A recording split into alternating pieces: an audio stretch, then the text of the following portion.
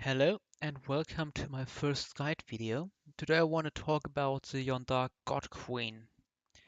So first I should say this won't be a guide that covers the basic ideas of the game, how to play it in general, how it works. I'm sure there are other guides on YouTube or there's a lot of very good content on the official Discord, linked in the main menu down here, where people have also wrote guides on like how many planets do you want to have in the early game, what resource to focus and so on. Today we are talking about a specific leader. So before we talk about how to play it, let's first talk about the general stuff and why you should even listen to a guide created by me.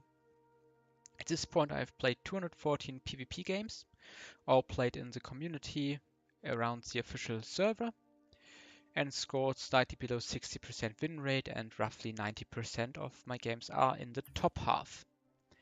If we go down in the stats to the Yondar, we can see that I have played 17 games, getting over, we have to switch to PvP only, yeah, having over 75% win rate and 100% top half. So the first thing that's obvious is that Yondar is massively above my average stats. Why is that so? Obviously, Yondar is one of the best factions in the game, based around their incredibly overpowered faction bonuses.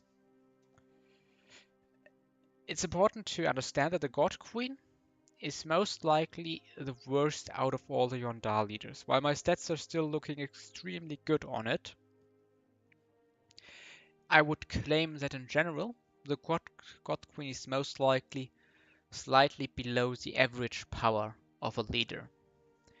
And I think I just got really good results on the 7 games. I mean, it's still a very small sample. So,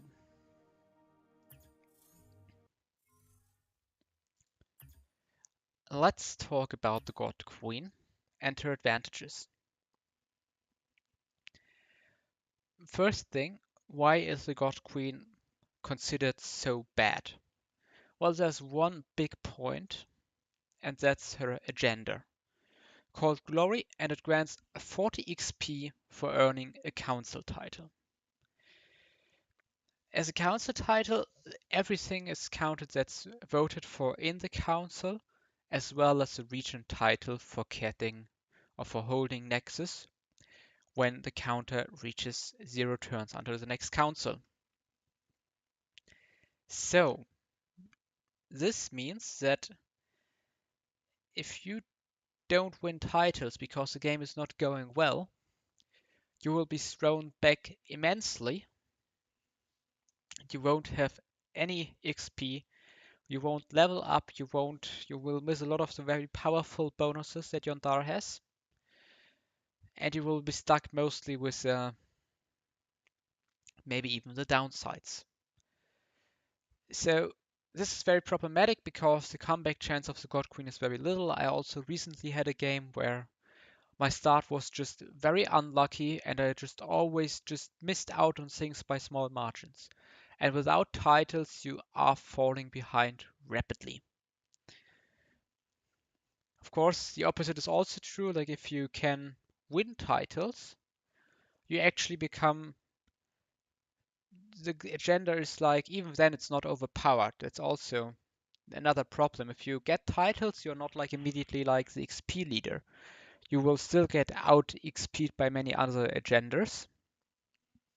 But if you can maybe like get Council 1 Nexus, get the Nexus and the title during the second council, all that stuff gives you really nice boosts and give you solid early game that can even then without too much more titles be transitioned into a good late game.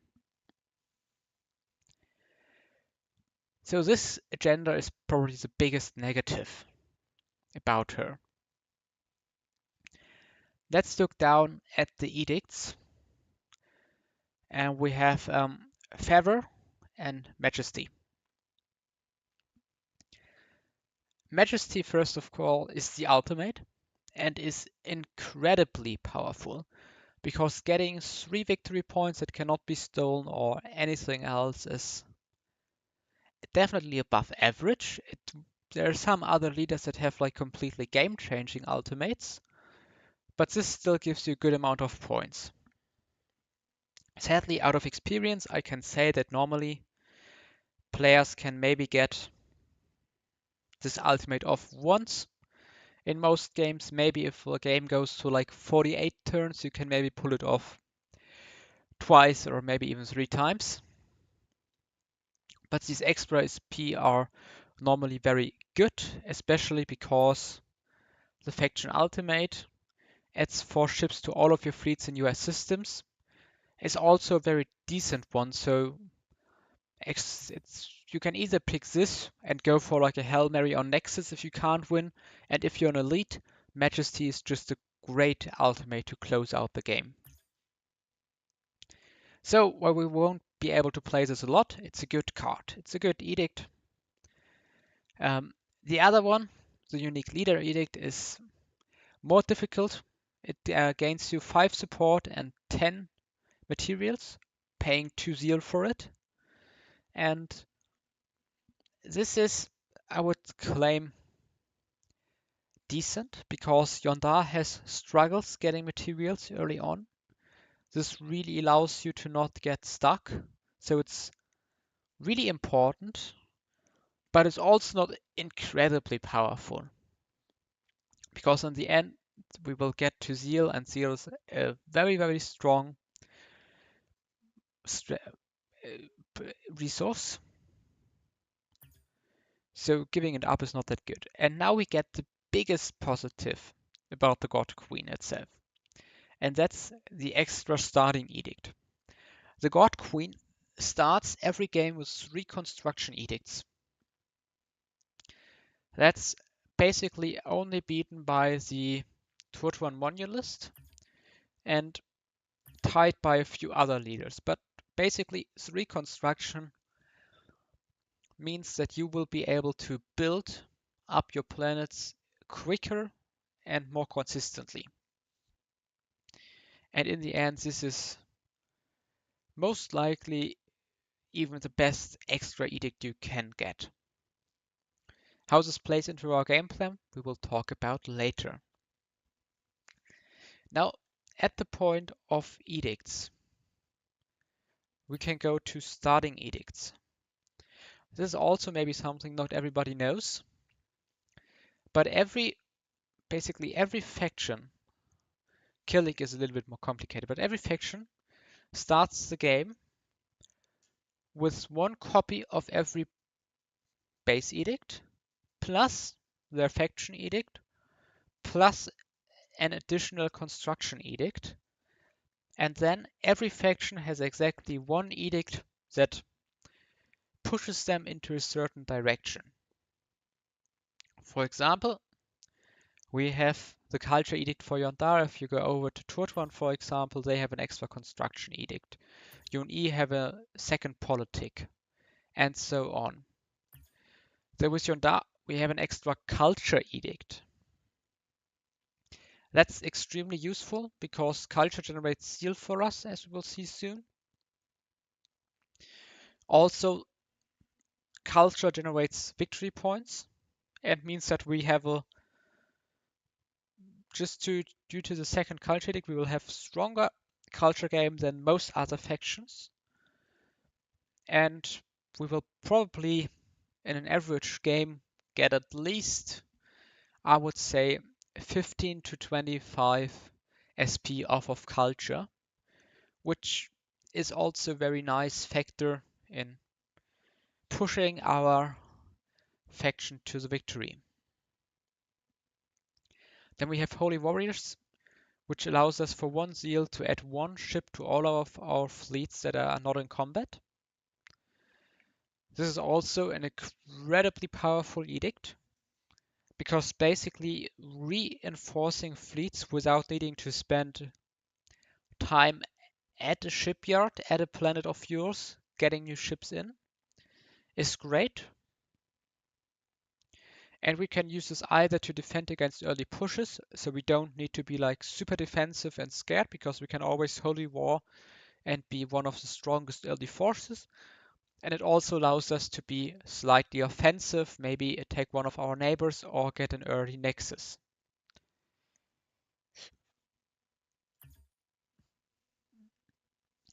Now let's talk about the strength, weakness, and faction resource of the Yondar. So first, let's talk about the strength, because the strength is not too big. It's a holy war. Your culture reduces the army strength on hostile planets by 33%, and when conquering a planet with your culture, gain a Crusader's Glory Edict. With the Crusader's Glory Edict basically being a free culture edict that can also be played on factions you are at war with, even without the level 5 social tech. So this bonus is nice, but not like too impactful. Basically, the first part means that army strength is far less important for the God Queen, because we can just like, if we have culture on our opponents, we can probably cheaply take a lot of the planet.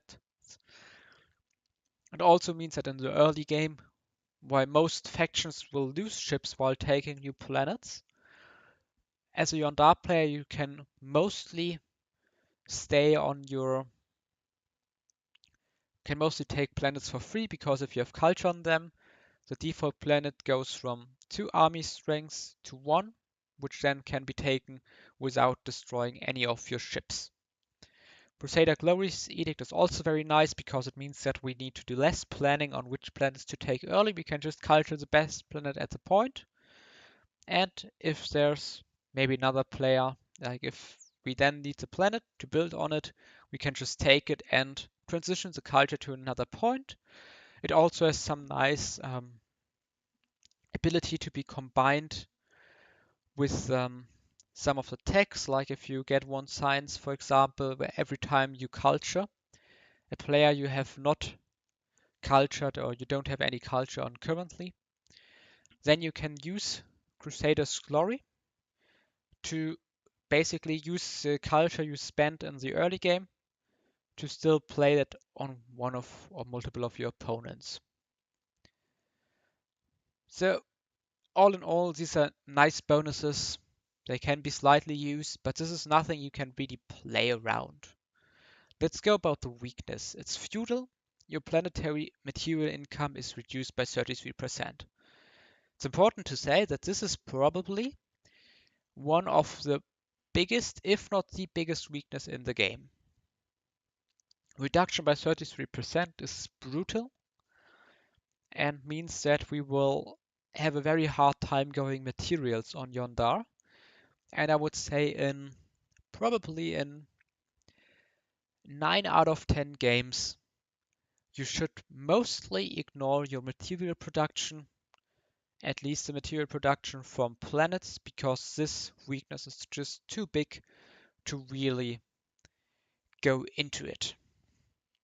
Okay, so now maybe some people wonder, before I said Yondar is OP, but basically we have a huge weakness, a strength that's not very important, and a culture edict. So why should the Yondar be OP? And the reason for that is faction resource, zeal. Every time we use culture or lose control of a star system, we get three zeal, and zeal gives us 1 ammunition and 1 material when we plunder a planet. So basically every time you use a culture edict, we get 3 ammunitions, and the next time we plunder we get 3 extra materials. This means that Yondar can get huge amounts of ammunitions without really ever investing into any ammunition buildings. Additionally, we can use the extra materials from the plunder to even out our weakness of feudal.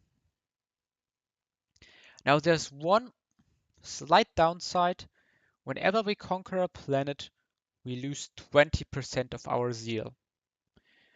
So this is another point where Crusader's Glory comes in, because if we take a planet that has our culture on it, while we lose 20% of our zeal, we get a free culture edict, which can then be used to gain back some of our zeal. So,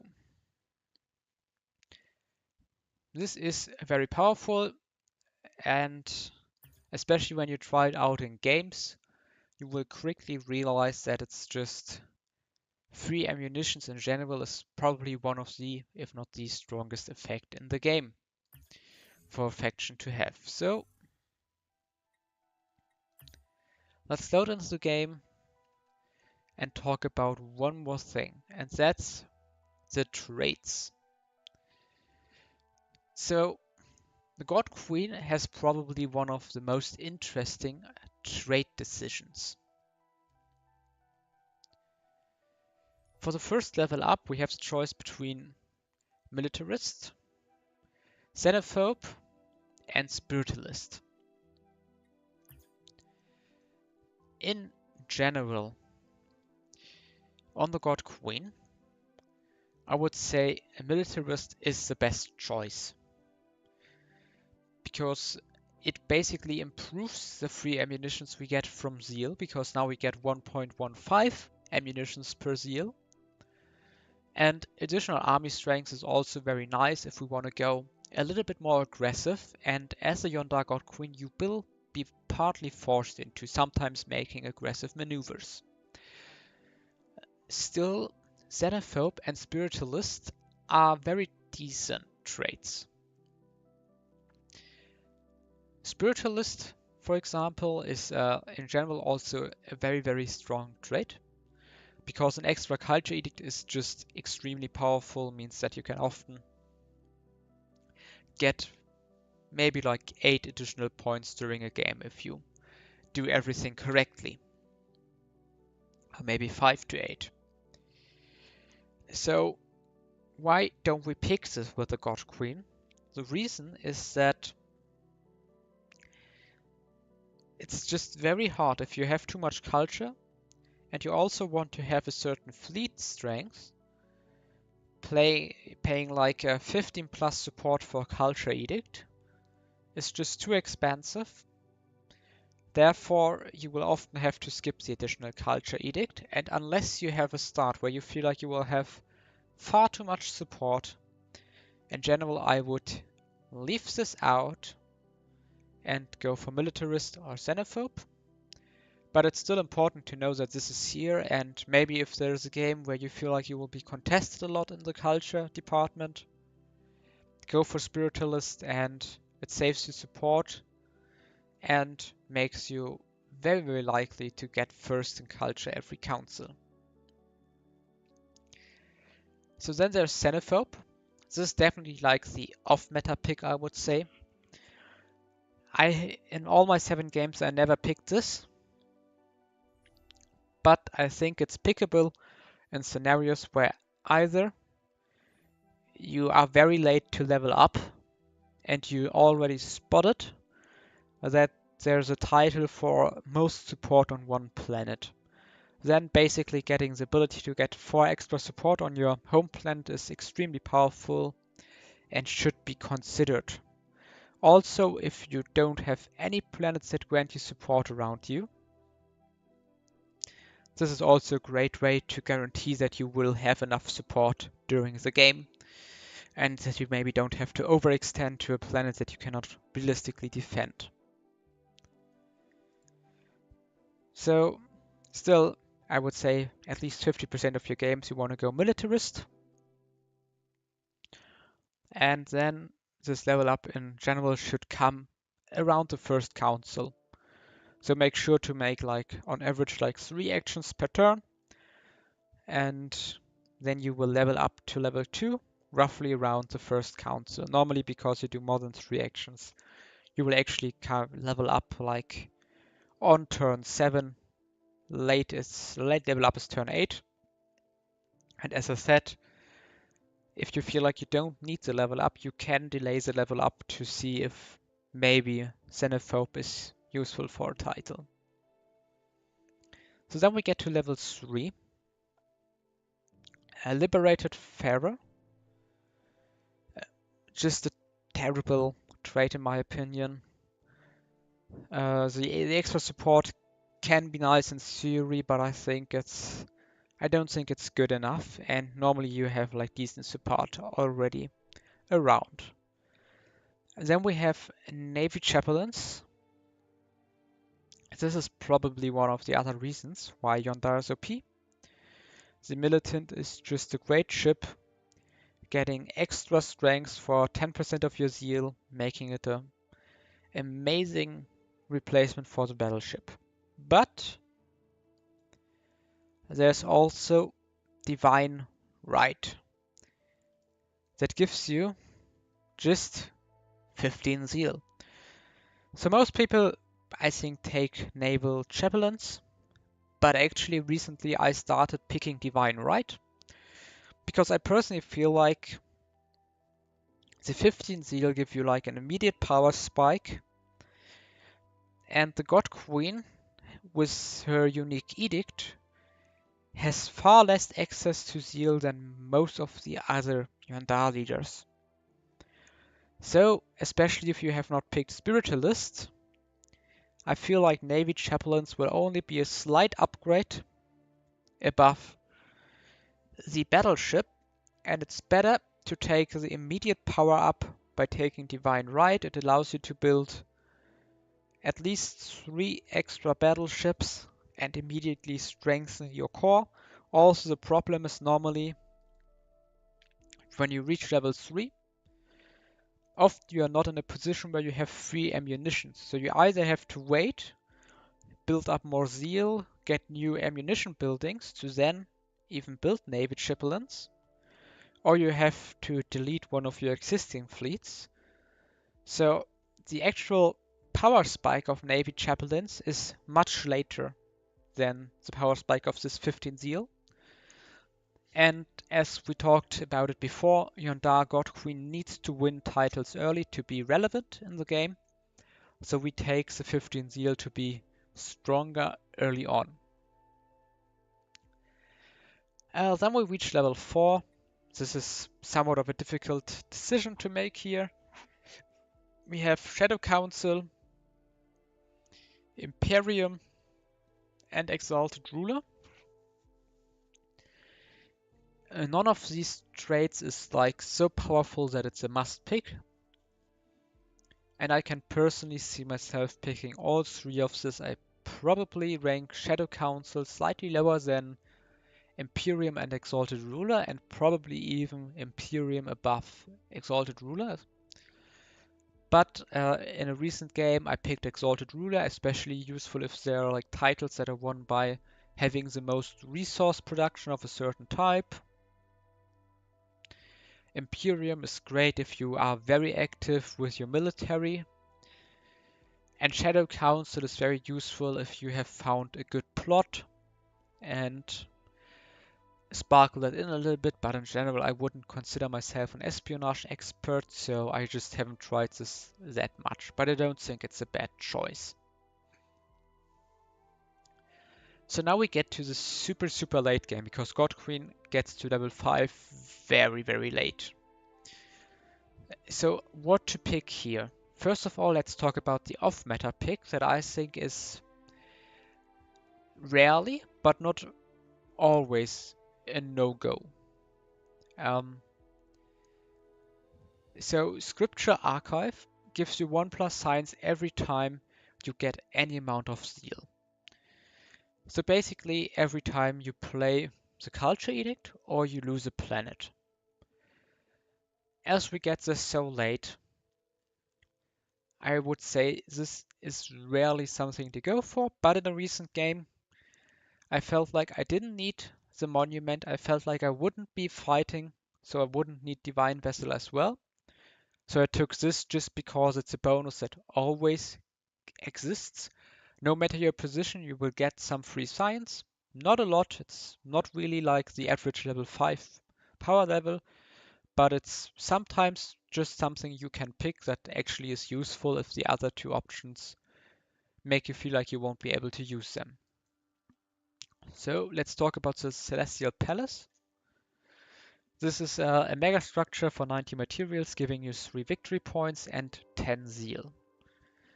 So I personally think this is also not a very high priority unless you feel like you created an economy that's super powerful and you need to spend more materials, or you have maybe gotten a lot of trade. Then you can pick this, especially if you found the level 5 nanotech to construct mega structures in 2 turns. This can be a decent choice, especially because 10 zeal is very nice. But you have to understand that this is more expensive than the normal mega structure. And unless you have already built the normal mega structure on all of your planets, this is, in my opinion, rarely a better choice, especially if you have not picked the naval chaplains. Of course, if you went naval chaplains before, then this is a great pick, but since we normally will most likely pick Divine Right, this is only a decent pick for the God Queen. So let's talk about our main pick, and that's Divine Vessel. Due to the Militant being such a powerful ship, I think that the Divine Vessel trait is heavily underplayed, but it actually contains one, if not the best raider in the game, the Paladin. Let's get this up. So the Paladin costs 4 ammunitions, bringing 8 strings, which is decent, but we don't play it for its power itself, but we play it for its effects. Resplendent gives you a free culture edict every time you win a combat. So, especially in the late game, this can make you win the culture title or focus specific opponents that are maybe winning in front of you and get points from culture. So then you can get free culture edicts and remove their culture. Also, like an important point is, a battle win is, maybe some people think like winning battles is relatively hard. But many people have star bases that are not protected by any additional fleets in the late game. You can just fly in with a 4-ship Paladin fleet and basically take a free culture edict, which is already worth it. So this effect is very strong, but the really strong part about it is Redeem. Redeem is a unique command to the Paladin, and after winning a combat, all of your fleets in the system gain 1 extra ship. This might be the best support command, or at least one of the best support commands in the game, only maybe challenged by some stuff like Disruptors or plus 200 strength in certain combats.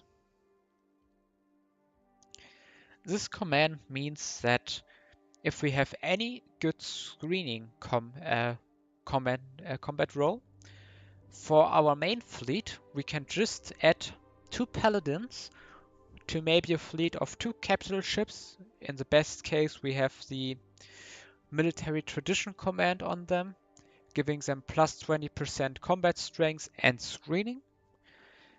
Then we can have these 3 fleets fly into a combat, and even if we take heavy losses, the Paladin heals us, and it makes huge raids on opponents possible because you can fly in, take out the main fleet, restore some of your ships, and then go into their empire, destroy their star bases, and every time you destroy a star base, you not only heal back your ships you lost, but you also trigger the Resplendent effect and get a free culture edict. This is extremely strong during long wars and a very, very strong effect to have. And then, as I said before, we get the ultimate Call Levis against Majesty, with Majesty being our main pick, and Call Levis is more like a emergency pick if we need to get something done to have a chance in the game. So before we talk about the game plan of the Yondar, there's one more thing I want to talk about, and that's the home planet of Yondar. Yondar Rim is a populous planet, and this is the final big positive about Yondar, because it allows you immediately at the beginning of the game to build cities on a planet. Cities is the cheapest support building in the game, giving you +1 support for only 12 materials, and it really allows Yondar to pay for all the cultures early on, and you should always fill all these 4 slots using cities. It's also definitely the strongest starting planet out of all. So now let's take a short moment to talk about the game plan. So as we need to win titles, getting Nexus during the first turn is always something we should consider. So things we can normally do is we always want to play culture. Fever is also must play. And then a big thing is that if you want to get Nexus early, you always have to get moving towards your military immediately. So your first turn always needs to be either moving to another planet or building up fleets. So we now end our turn. We get an explorer. I won't make these decisions now. Then we reach the point where we have created 2 extra ships, and we can immediately move out towards Nexus. Then in the back we do our cultures, we build our cities. Trade is also very good because it basically gives us materials, so also always play that. Then politic, I would normally go politic research. And luckily I found diplomatic vessels. This is a possibility for Yondar. You can go diplomatic vessels especially if you feel like other peoples won't be able to do it. Then if you want to go diplomatic vessels, it's always important to count. So for example here, this will be 3 turns to council, 2 turns, 1 turn. So I get the diplomacy in time to play diplomatic vessels. So since I have a research coming up, I will first pick something else and go for some military.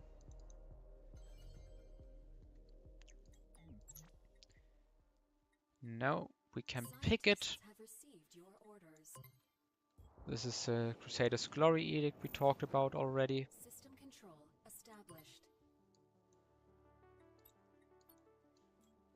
And then we continue building cities in the back.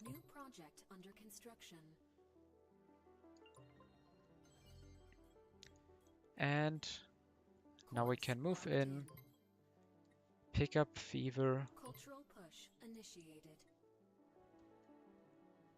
make sure that we have enough support next turn, but this should be alright. And now we take the 10 credits. This is probably better. Okay, so now we can see a big advantage, since diplomatic vessels is also playable on Nexus if we are only next to Nexus with a fleet. So in this game it was impossible for us to reach Nexus in time, but we can still play diplomatic favors and build up another fleet in the back. We get the Nexus fleet, so we don't really need to do that. But we were able to diplomatic vessels on Nexus, and we got it. Let's just take the deal. So now we have Nexus. When we will end the turn, we will get the huge 40 XP jump, and we will be in a prime position, especially if we can hold on to Nexus one more time. We also get the 6 votes to go towards the title that we like. So this is a very good start for the Yondar God Queen. And alternatively, if you have a very good route towards Nexus, it's also possible to jump Nexus using your capital ships. And what you want to do in that case is you want to have enough capital ships to beat the fleet on Nexus. And then you want to move in with, I would say, at least 4 raiders that you've built up in the back to then actually take Nexus. If you do that play, it's normally best to pick militarists, and often it will also be required to build some army strength building, so you can actually have enough army strength to take Nexus. So let's end the turn. So now afterwards, we see we get the huge XP bump from Nexus. And now we just look for titles we can win. Idolize is a great choice. We have huge amounts of XP, we have a decent SP lead, and we have a lot of votes thanks to Nexus, and then we can submit them. We lost out on this and we got producer. And this is the second important part of playing Yondar God Queen. You cannot be scared of combat. So, especially for titles, if people try to challenge you, also this is the best tag for the command wise. Definitely command you want to have on them. Just don't be scared, engage against the opponents to take titles. It's extremely important to win those early titles, so you can go to wars just to get titles, and that's always an option. So yeah. So now I will end the guide for today. I hope maybe some people learned something from this. I will maybe do more of these in the future, and thank you all for watching.